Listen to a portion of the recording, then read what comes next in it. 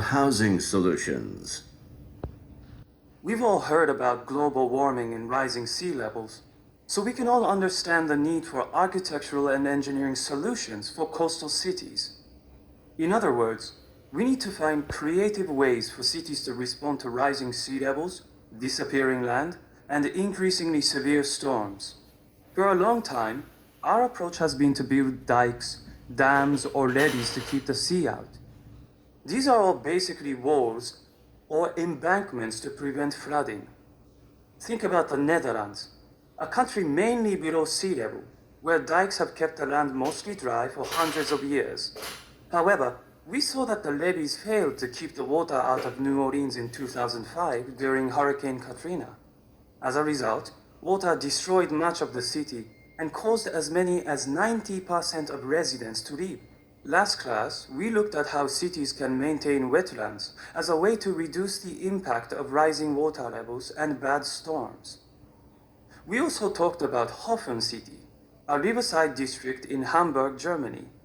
There, architects design buildings that have parking garages on the lowest floors. That way, if the water levels rise, only the parking will be flooded.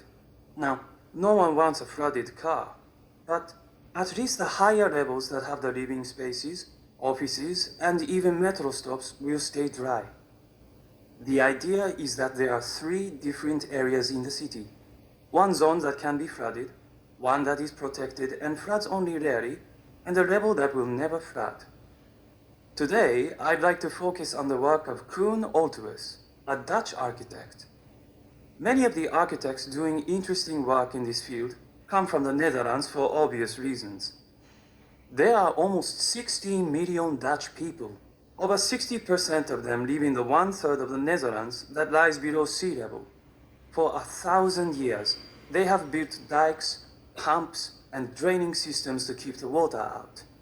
In fact, they have to keep pumping all the time, or within 48 hours, 30 to 60 centimeters of water would cover much of this land.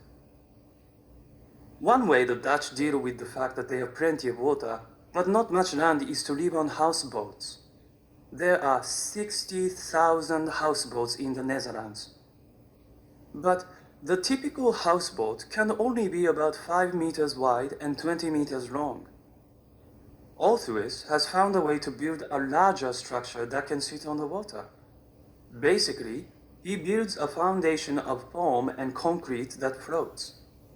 He uses the same technology as cruise ships to get water and electricity to the buildings and to remove waste. His firm, Water Studio, has already built more than 200 comfortable homes and offices on the water. Now, they are working on a resort project in Dubai and a school in Bangladesh.